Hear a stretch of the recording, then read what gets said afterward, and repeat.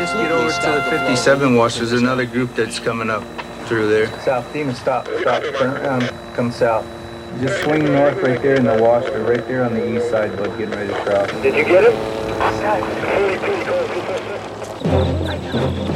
Tonight on Frontline, we're averaging about 1,000 to 1,200 aliens a day. A woman.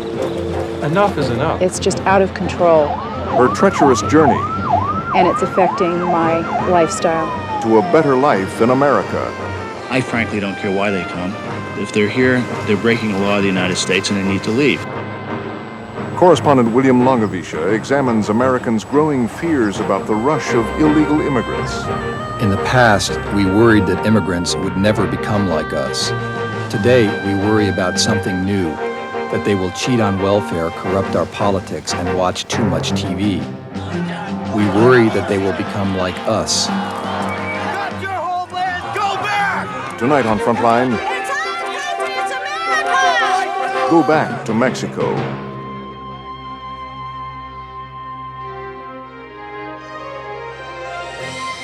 Funding for Frontline is provided by the Corporation for Public Broadcasting and by annual financial support from viewers like you. This is Frontline.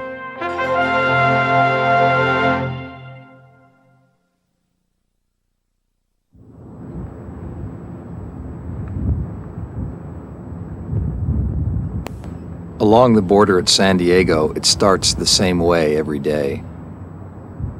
They've come from all over Mexico and Central America. They peer into the United States and wait for darkness.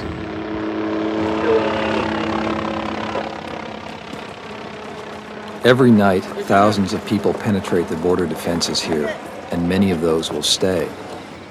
Since 1980, the United States has absorbed the greatest rush of newcomers in its history, an average of over 1 million immigrants each year. Half of them cross this southern border. Fully 1/4 come illegally. San Diego is the new Ellis Island, but no one is erecting statues to liberty. They're costing us millions of dollars every year. They account for about 30%. Are you the They account for about 30% of our criminals. That they come here and have, and they become legal citizens. 30. They say 30% of their lives. You got your homeland, go back! Illegal immigration in particular frightens and angers Americans, and nowhere more than in California. They keep coming. 2 million illegal immigrants in California. The federal government won't stop them at the border, yet requires us to pay billions to take care of them. Pete Wilson, California's incumbent governor, has sensed a winning issue and is campaigning vigorously against illegal immigration. They're coming by boat, they're coming by plane, they're coming on foot, and they're coming. A flurry of proposed bills would deny public benefits to illegal immigrants, including schools, welfare, and health care. Who need these benefits, and we just don't have the money to support this type of giveaway program to illegal aliens.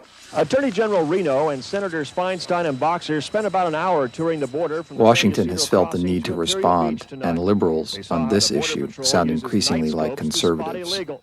The day when America could be the welfare system for Mexico is gone. We simply can't afford it. Today we send a strong and clear message. We will make it tougher for illegal aliens to get into our country.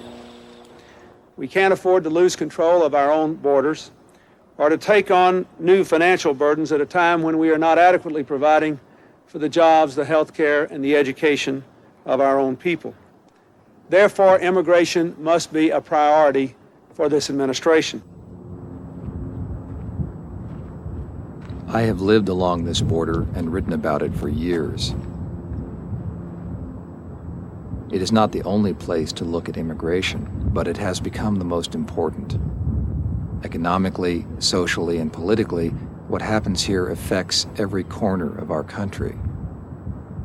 Along this border, the choices affecting our very identity as a nation lie starkly exposed. San Diego is the American dream city. For many immigrants, it is the first awe-inspiring sight of a new world. But like much of Southern California, San Diego is a troubled place. defense cutbacks have undermined its economy, causing widespread unemployment and frustration. It's not surprising that the city has become a hotbed of anti-immigrant activism. KSDO AM 1130, News Talk Radio. We're with Harold Ezell and Peter Newman. A daily talk show hosted by Roger Hedgecock, a former mayor and reformed liberal, is the best-known forum for these feelings. As a former U.S. attorney here in San Diego, certainly people with the right credentials. I feel like, as a recovering politician, I can tell you my senses are that this is a firestorm of a political issue. Well, when you see Dianne Feinstein, who was the mother of sanctuary in San Francisco for illegals, now stands on the border and shakes her head and wrings her hands and says something has to be done, then you know that it's a real issue. 60% of Americans feel illegal immigration damages the country. That sentiment is even stronger in California. If they're here, they're breaking a law of the United States and they need to leave. We have got to address the reality that there are 500,000 people getting caught coming across our border every year. That's got to stop. We don't have enough of that social service net for citizens, for people who deserve it, for people who are sick here in our country. We have a lot of open phones and lots of people who want to talk. Let's get Lauren in San Diego. Hi. All of them know that if they get here that we'll look after them. And I decided to follow the telephone trail back to the people who called in. That we look after the babies that wander over here. If you're an illegal alien and you go into our county welfare offices, you can get welfare. They say to you, where do you live? You live here. Where's your papers? I don't have them. I lost them. What's your name? And you make up a name, and they give you money. Lauren Fleming repairs boats and has the familiar worries of a small businessman. But beyond his anger at welfare lies a deeper cultural anxiety about being overwhelmed. There are whole portions of Los Angeles City, if you don't know where you're at, you'd swear you're in Tijuana. You cannot tell the difference. You cannot tell the difference. The barrio that exists in Tijuana looks exactly the same as the one in Los Angeles. As an American, I'm offended by that. Deanne in Poway is next. We're going to squeeze as many callers in here as possible. Hi, Deanne. Hi, Roger. Well, all three of you are my heroes on this subject. Immigration is a real problem in trying to get some laws passed. Northern San Diego County is affluent and no longer quite rural. Deanne Erickson welcomed me to her property there. Like many of her neighbors, she resents and fears the changes she sees all around. I know of situations where women have actually been pulled off of their horse, where they've been taken at gunpoint in their cars. We moved here for the peace and quiet, and we thought, what a lovely setting, and so we've been here 18 years, and it was, and it is. A casual visitor might not understand her fears, but there is a hidden world here, and it is close by. Deep in the ravines, a tenacious and foreign visitor has moved in. We do have problems with illegal laborers who work up here, live up here. Some of them drive their cars on the roads erratically. There's a number of problems associated with living here and sharing my home and my area with people who I feel don't really belong here. I've decided to take a stand. My husband and I talked about it, and we decided that what we were doing, hiring them, was contributing to the problem. That was why they were coming here. And so we stopped hiring them. And even though now there are those with green cards, I refuse to hire them because I don't want to contribute to the problem that we have in this state. Gary in San Diego. Sorry, go ahead. How you doing, Raj? Okay. I want to make a response to that fellow that called. Well, if those Hispanics weren't here, those jobs would be filled by Americans. Some of the loudest complaints come from poor and blue-collar neighborhoods where residents live shoulder to shoulder with new immigrants. I went to work for a scaffolding company, and I was making $7 an hour, which I thought was pretty decent, And they let me go. And the reason they let me go is because they could hire 2 Hispanics to do my work for $10 an hour, meaning for both. Gary Gahn is unemployed. Like many Americans today, he has been beaten down and has grown bitter at his own country for allowing this to happen. The competition from immigrants seems to him like the most personal of attacks. They're stealing. And they're not stealing from the government, they're stealing from me. because I'm the clown that gets unemployed when they're taking my job. They're stealing. They're coming over here to get my job. You know, it's just, you might as well just come over here and get my house. You might as well just come over here and starve my family. Gan sees the world in simple terms, but poses questions that have no easy answers. Feed you. It's not my problem that their country has a problem. I'm not involved in the politics of their country. You know, I have nothing to do with their country. Their country's problems are their problems, not mine. Why do I have to suffer the problems of the politics played in their country?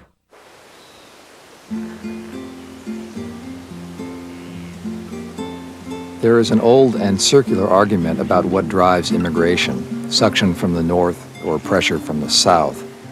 The answer is probably both. Mexico, like Central America, remains deeply troubled.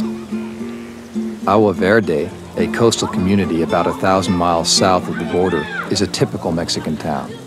From the outside, it appears whole, but on the inside, it is damaged and poor.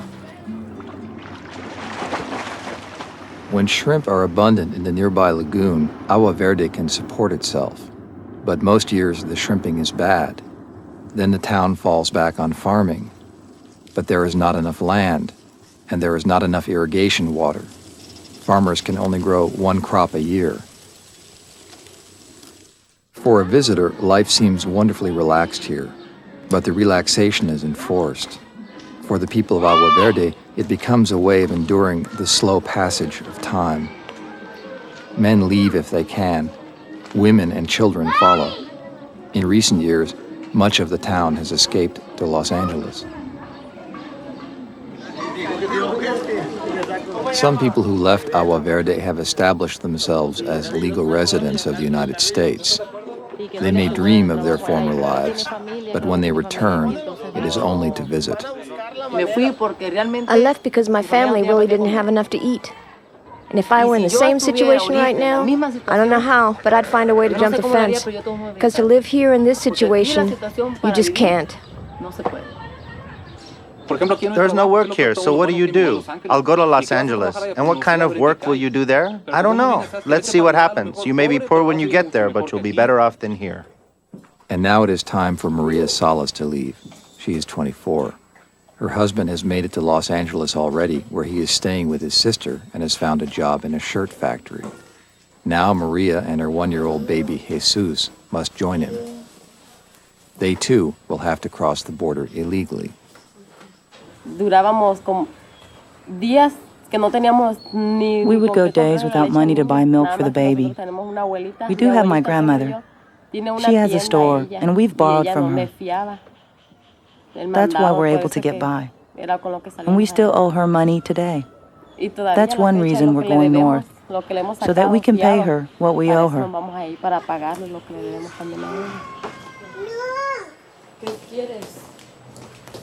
If they go, they want to improve their lives. Lorena Quintanilla is a retired teacher and local welfare official. I asked her if Mexico's problems should be the responsibility of the United States.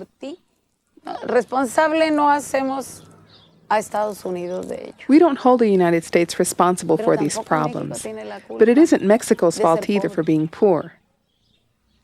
They go in search of a better financial situation for their families. We love Mexico. Only something of great magnitude would make us abandon our country. There is great poverty here. And this affects our lives. We don't want to be so poor that we can't provide stability for our children, for our families. That's why we go to the United States. We go to find opportunities. It's Maria's last night in Agua Verde. Her neighbors have thrown a traditional going-away party for her.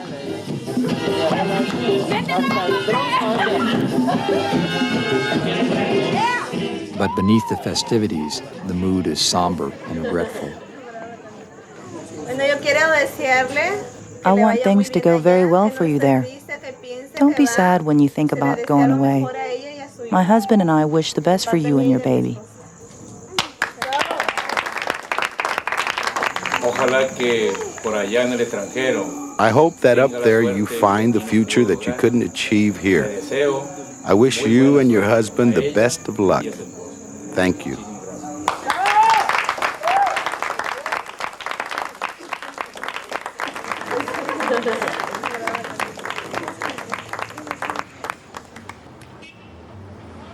Los Angeles waits for Maria. It is the city of immigrants, the new New York. They come from all over the world and in big numbers. Of the 9 million people who live in the county, nearly a quarter are foreign-born, and almost 1 million of them are illegal immigrants. Americans are beginning to conceive of the illegal immigrant, and to some degree the legal immigrant, as having a little different character than he has in the past.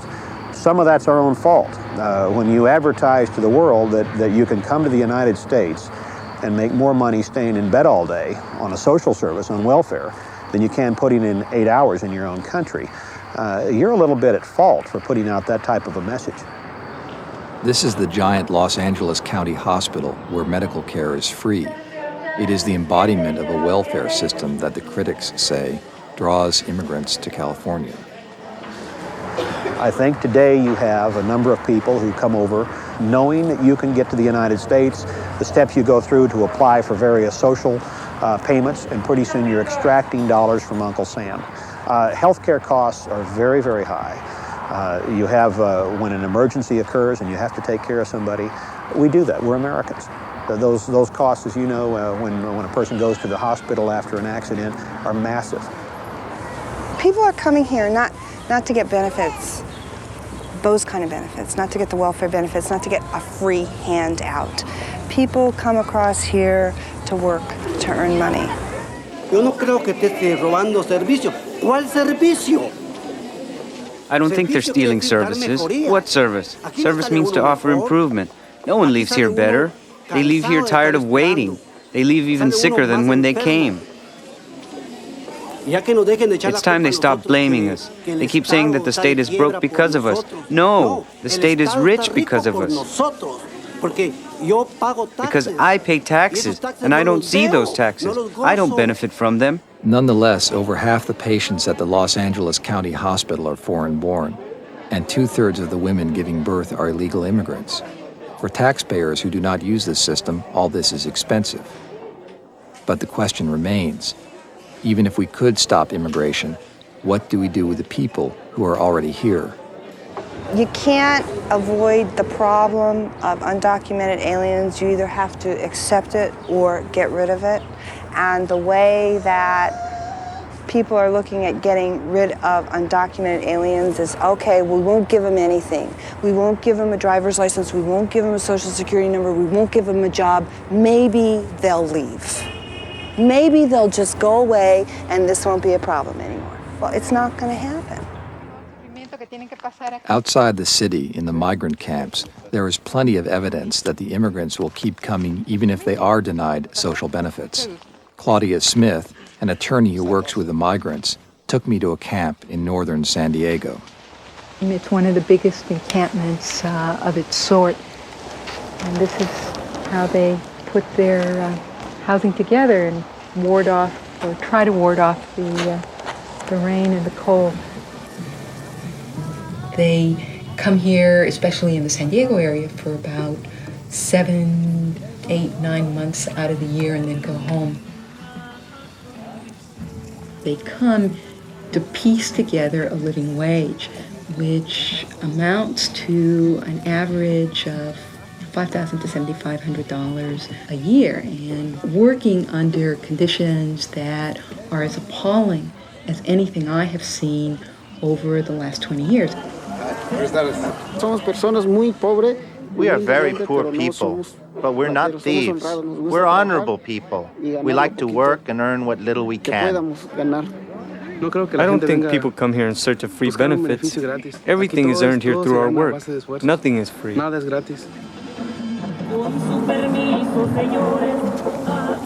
Migrant laborers in North County subsidize a fairly affluent and carefree lifestyle here. They're the ones who will do your gardening work. They're the ones who will babysit your children, all of these kinds of things. People want them out on the street corners at 6 o'clock in the morning, and a lot of them, so that they can bid each other's wages down. However, at 6 o'clock at night, they want them out of sight, and it just doesn't work that way. But it's obvious that the United States cannot assume responsibility for the entire world, or even for Mexico. A debate is now raging over whether total immigration, legal and illegal, is causing large-scale economic damage to the nation. There are illegal aliens taking large numbers of American jobs that are fairly high-paying jobs and are valuable to our citizens. And that's now being substantiated by people like Dr. Huddle of Rice University. That's trouble.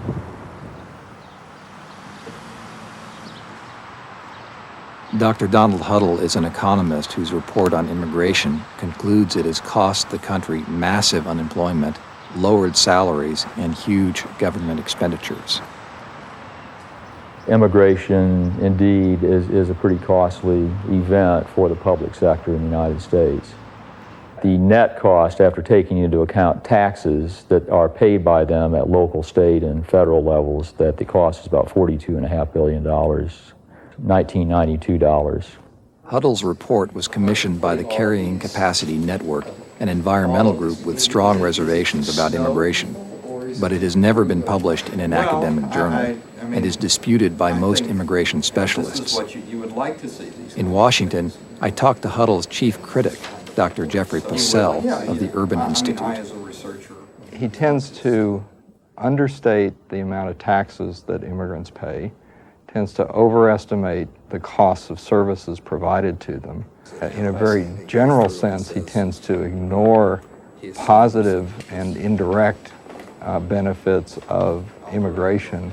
And in this report in particular, he greatly overstates the number of immigrants. Two-sentence description. Illegal immigrants in particular are hard to count. Passell, like the federal government, believes they now number perhaps 3.5 million. Huddle adds about 1 million to that figure. It's true that, for instance, on the illegal immigrants, that I am on the upper part of the range, and Dr. Passell is on the very bottom of the range. And I happen to believe from the studies that have been done, including presidential commissions, and the original Immigration Commission, that my numbers are very consistent. We've taken it apart and looked at the assumptions and redone a lot of the calculations with more accurate assumptions. We come up with a figure in the range of $25 to $30 billion in surplus rather than cost. Between Huddle and Passell lies a gap of $70 billion. Both men make assumptions because there is so little hard evidence. It appears that immigrants do suppress wages, but they also create new jobs with their productivity and spending. New immigrants burden local governments, but probably pay more into the federal treasury than they take out. The consensus among experts is that Huddle is wrong. Beyond that, there is only politics.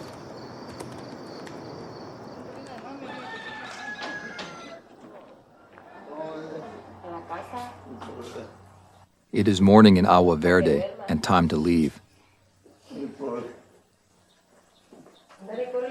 Maria says goodbye to her grandfather.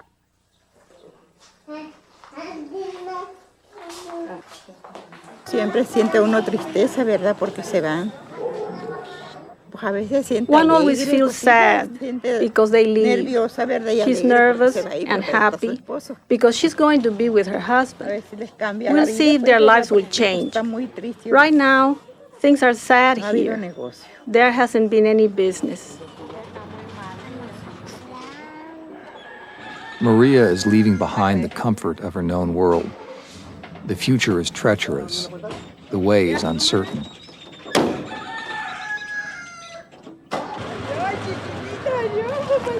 Her parents will drive her an hour and a half to the bus station in Mazatlan for the long journey north.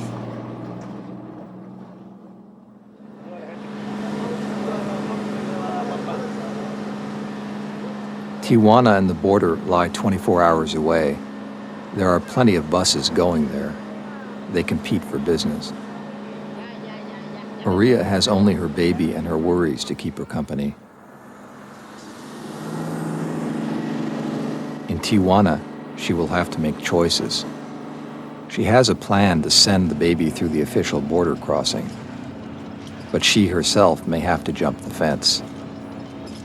She knows enough to fear it. I know it's going to be hard, just thinking that when I cross, they might catch me and send me back. All that scares me.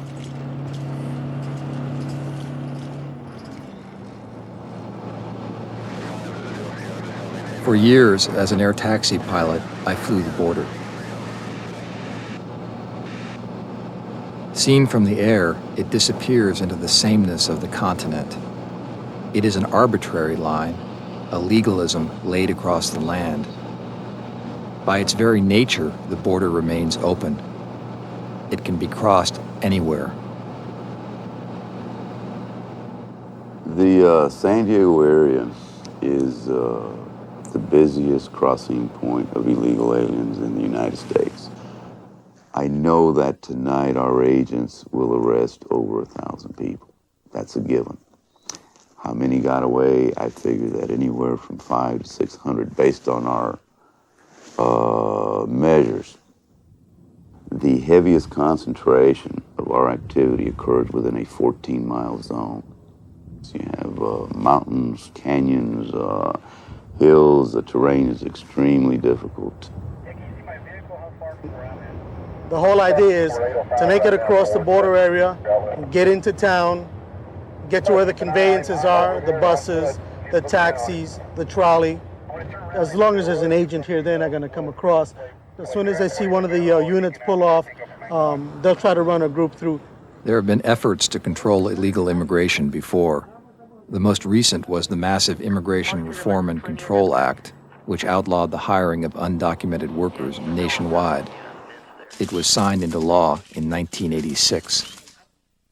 Future generations of Americans will be thankful for our efforts to humanely regain control of our borders and thereby preserve the value of one of the most sacred possessions of our people, American citizenship. The bill failed. It required employers to verify the identities of their workers.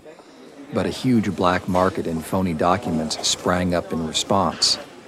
Employers could no longer tell who was a legal resident and who had crossed the border illegally. What she did is she got a smuggler to take this, put her picture on there, put the counterfeit stamp on there, and then she tried to make application for entry with it. This document right here, this gentleman presented. It's got his fingerprint on it. We've already checked the fingerprint. It's not him. We get maybe 100 of these a day, people presenting other ones. This document right here, come here. You can obviously see that that's not her. It's a border crossing card to cross the border into the United States for a temporary visit, not to work. She presented to make application for entry, and it's not her. Immigrants feel neither reformed nor controlled, and we are left trying to hold the line. Because of false documents, that has become even harder. It's early afternoon in Tijuana. Maria and her baby arrive after the overnight bus trip from the south. Los Angeles is now only a few hours away, but Maria has no idea how she'll cross the line.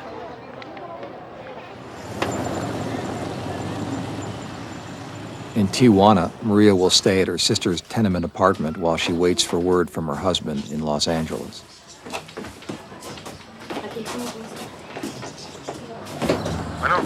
Hey, ¿ya fuiste a buscar quién me va a pasar? Ando buscando, no sabíamos todavía, porque la Rosa dice que una señora de aquí enseguida que le cobraba 550, dice. Yo traigo los 600. Pero me dijo que no sabía si pasaba por la línea. Ah, no, entonces tú buscas eso por la línea. ¿Quién te dijo a ti el oso? No, pues me dice que el osillo me puede pasar también. Bueno, Pero no. pero el osillo va por el cerro. Sí, pero no. No. Pues tendré que tener miedo. Ya te dije. No me estás diciendo nada. ¿No No. No puede cabezón. Y si me devuelven, yo ya no me voy a pasar, ¿eh? ¿Cómo? Yo ya no voy a volver a hacer la lucha. ¿Cómo no? No. ¿Por qué no? Porque no. Bien, tú. Tú estarás bien, estaré ciega. Bueno, no te digo, no, nada de eso. Me devuelvo para Maria simply has to wait. Agua Verde. She keeps her courage up with the thought that Agua Verde is only a bus ride away. Meanwhile, the U.S. government keeps trying to strengthen the divide between Tijuana and San Diego. The first move was the construction of 15 miles of new, reinforced fencing. We found every available landing mat stacked up in surplus from Guam to Guantanamo. I mean, every military base we had, we searched for landing mat. We found a ton of it, 179,000 pieces. So what you have right here is a little runway that's just been turned on its side. But there is little evidence that the fence has slowed illegal immigration.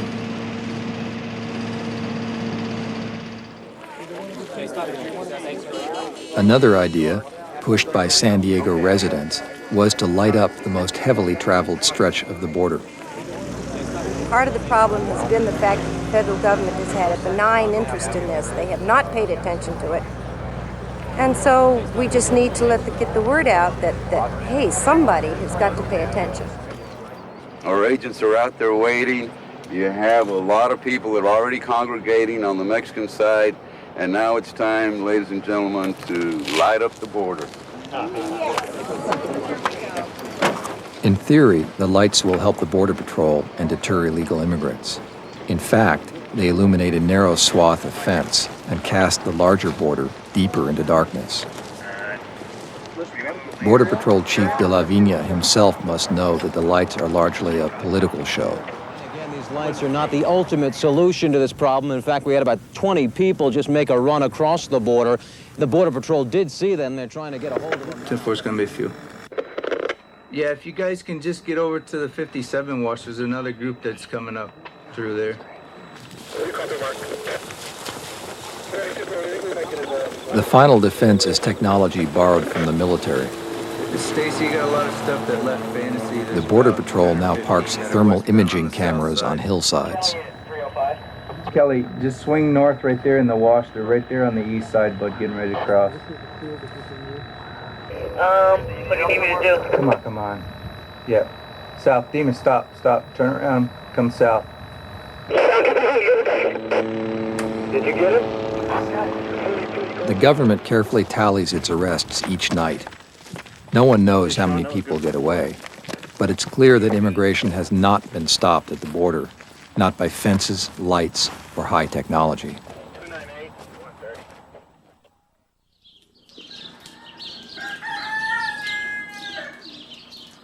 Finally, the time has come to go. Maria's husband has found a smuggler who will take her right through the official border crossing with false documents. The price is $500 to be paid upon delivery in Los Angeles. ¿Cómo te sientes ahorita? ¿Estás nerviosa? Sí, hombre. ¿Qué es lo que te da más miedo? Ay, pues todo. Estar pensando a ver cómo nos va a ir ahí. Maria will assume an entirely new identity for the crossing. She will become a long-standing Tijuana resident with a job and an income. The smuggler will provide her with the new documents. In the meantime, she has to shed all official traces of her former self. Okay. By late morning, after hours of anxious waiting, it appears the deal has fallen through. There is no word from the smuggler. The women in the house work the telephone to find an alternative. An extensive smuggling network reveals itself. Sí, no, sí. Y lo que quieren es pasar es por la línea. Ajá, sí. The baby is still scheduled to leave. He will cross with relatives using the birth certificate of an infant cousin. Maria makes the wrenching decision to send him ahead. no, no lo tienen que tomársela. Ajá. Y ahorita ya no tiene chance de...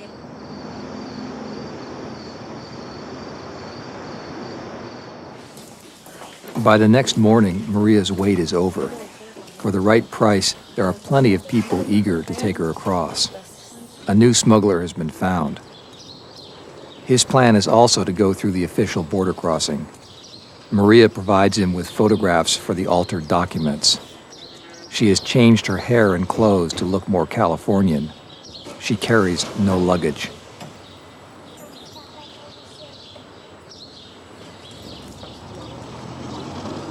The smuggler is nervous and in a hurry.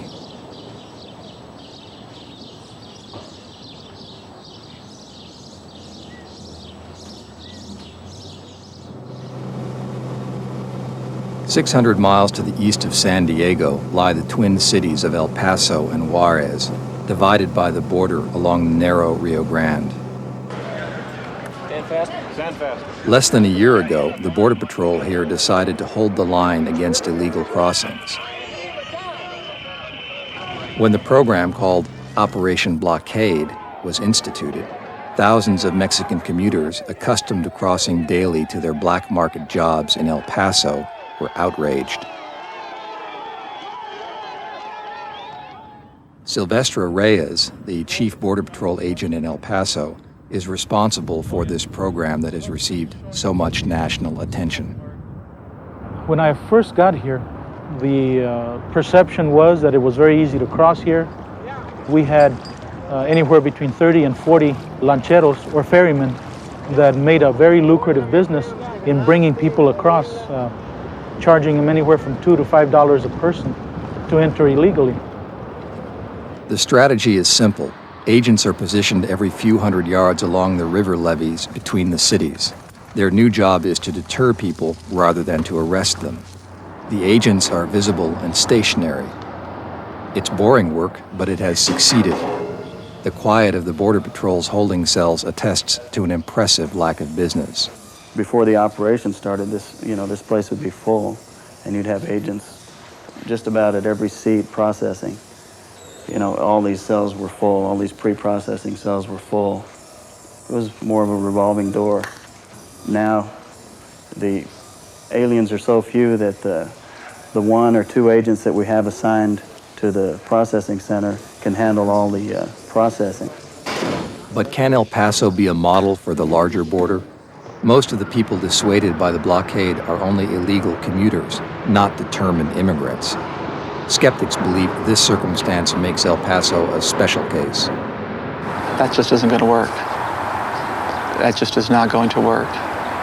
Ruben Garcia, a Catholic lay worker with long experience on the El Paso border, is convinced that local blockades will not stop illegal immigration. The word gets out. I'm willing to bet that everybody in Central and South America knows right now, what the situation in El Paso is. And what's the place to cross and what's not the place to cross. This isn't going to keep people out. The blockade stands like a boulder in a stream. The current divides and accelerates around it. Illegal immigration is up from Arizona to the lower Rio Grande. It is also up on the bridges of El Paso, where many people are crossing with phony documents. I have seen people who have left and they have walked hundreds and hundreds and hundreds of miles. No one is going to believe that that person is going to be deterred. It's because we have no sense of why it is that they're moving. But Reyes is confident his solution can control illegal immigration along the entire 2,000-mile border. There are only approximately 200 miles that we really basically need to control in this way here. And this type of operation makes it very practical in terms of addressing those 200 miles. El Paso fools people. They tour the levees and naturally suspect that a painless solution has been found. But I left with serious doubts, looking down once again on the larger border where Reyes' own agents admit that the blockade fails just outside the city. In San Diego, there is mounting pressure on the Border Patrol to institute an El Paso-style blockade here at the border's busiest crossing point. But the question is, will it work? It's not that we don't want to do that type of an operation. Physically, it's not going to work. El Paso has level terrain, Rio Grande River. Here we have mountains, we have canyons, you have the ocean.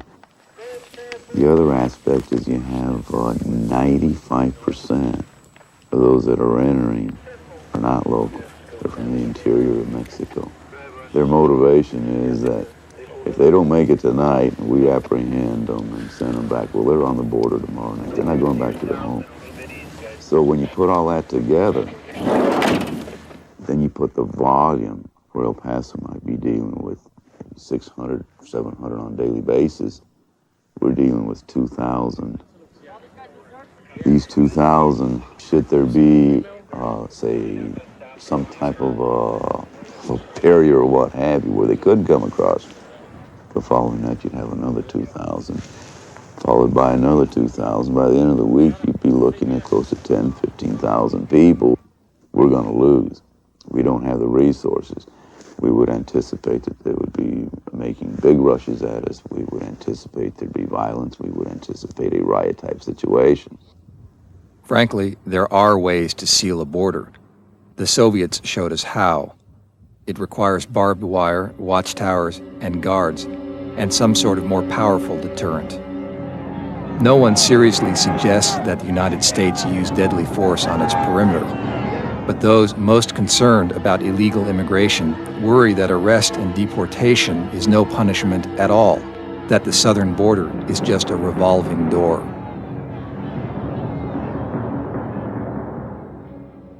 One practical punishment now being discussed is immigration prison. On a small scale, we already have such places, called INS detention centers. El Centro, California is one. It's staffed by Public Health Service. 500 men are locked up here awaiting their hearings. Most are criminals just released from prisons. But some are not. During my visit, the center held several hundred Chinese who had been intercepted off the coast of San Diego. El Centro is interesting because it gives some idea of the type of facility that would have to be built on a much larger scale if we decided to punish masses of foreigners and hold the line against the revolving door. The question, as always, is at what cost?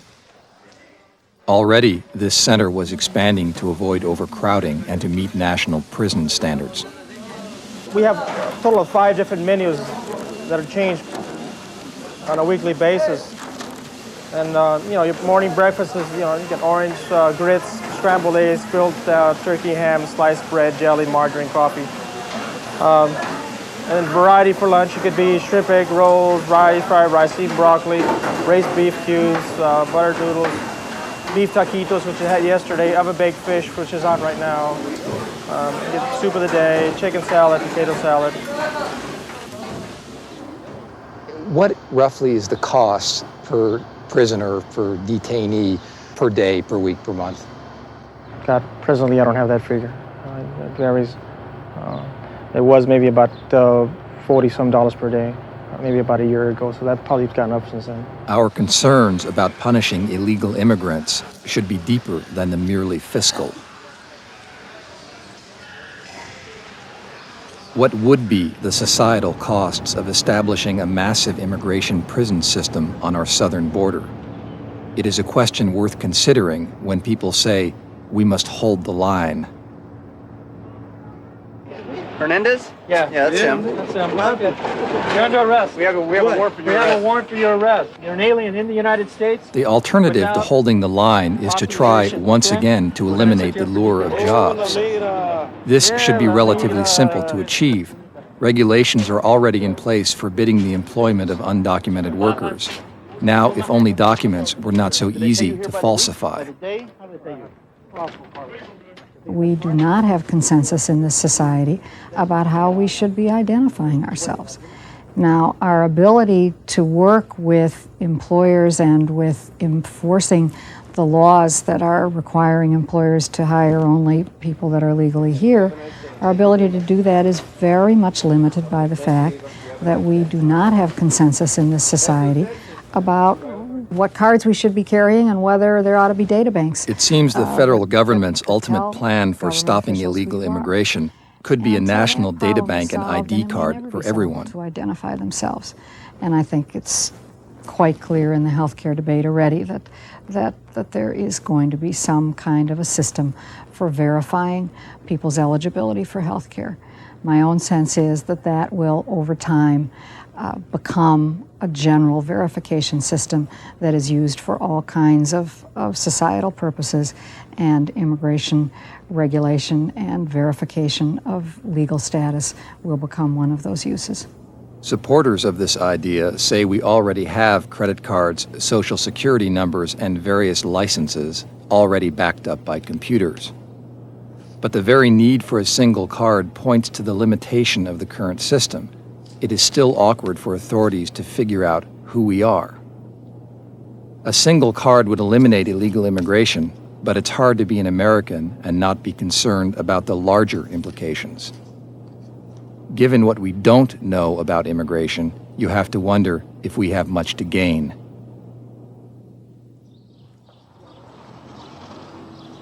We had lost track of Maria as she headed for the San Diego border. Her plan was to get into the United States through the official crossing point using false documents. Up in Los Angeles, the baby Jesus has made it safely. Maria's husband has not seen his son since his own long trip north. By early afternoon, there is no sign of Maria. Her family is worried and is beginning to imagine trouble. ¿De Tijuana? No. Pues a ver cómo le irían para pasar ellos la frontera, pues. ¿Cómo vendrían? I don't know how they're ¿Cómo doing irían a pasar para or how it will go if Porque they're yo cuando crossing the pasé, border. pues, For fue me, muy duro, it bueno, was an la extremely pasada difficult mía. crossing. Maybe she got caught. I don't know. I really don't know what could have happened. It's been many, many hours. I'm just thinking about what could have happened, whether they got caught on the line and sent back. It's hard thinking about how they're going to cross.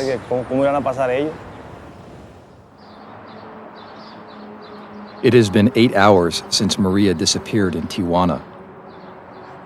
Her husband can no longer wait and has to go to work.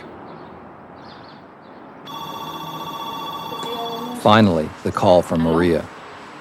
¿Dónde está? She made it. She's in Los Angeles. The smuggler needs directions. Mire, se viene. 30 minutes later, he makes the delivery.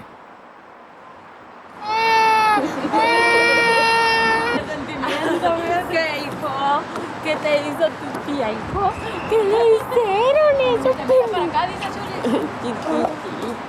Chiquitito. Sí, aquí está lo demás. Until now, no money has changed hands. But with Maria safely in Los Angeles, the time has come for payment. The smuggler tries to raise the price by $50, but when the family resists, he quickly accepts the $500 as agreed on in Tijuana. I ask him to describe the trip. They had documents. The documents that are made over there are perfect, just perfect. They're transported in a car and will be asked, "Where are you going?" All you say is, "I'm going to San Isidro to go shopping."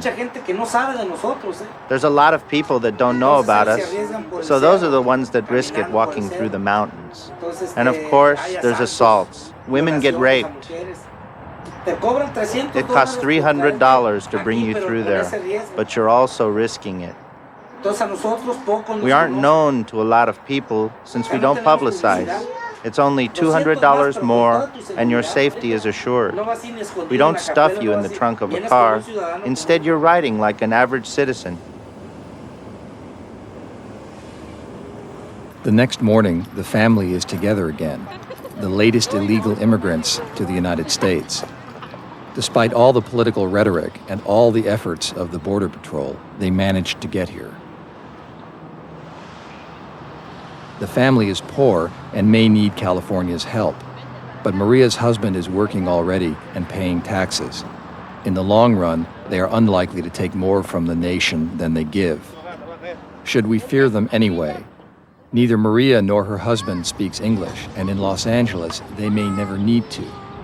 In other ways, too, they may never adapt. Magnified by millions, this causes concerns deeper than economic. The newcomers seem to threaten the unraveling of society. But history casts light on our times. The myth of an immigrant nation misleads us. The United States has rarely absorbed immigrants happily. Much of the rhetoric that is being used in the debate over immigration and multiculturalism today is a direct throwback to the rhetoric of the 1920s, in which we were objecting to immigrants mainly on cultural and racial grounds. Many of the arguments are identical. They imply that the U.S. has reached or exceeded its cultural absorptive capacity. Whether or not the economy can continue to use these people productively, the concern is that the culture, the core culture of the United States, whatever that is, has been stretched to the breaking point. In the past, we worried that immigrants would never become like us. We were wrong. Today, we worry about something new, that they will cheat on welfare, corrupt our politics, and watch too much TV. We worry that they will become like us. Immigrants provide a mirror, and we don't like what we see. We do need a border to define the nation and to keep from being overrun. But our border is a strange sort of fiction that functions to the extent it is believed. It's possible that the fiction needs strengthening, but little else. Beyond that, we should not pretend that we can actually seal ourselves off without altering the essence of America. To live with the current level of immigration would not be an easy choice. It would require wisdom and steady nerves. It takes courage not to indulge our fears.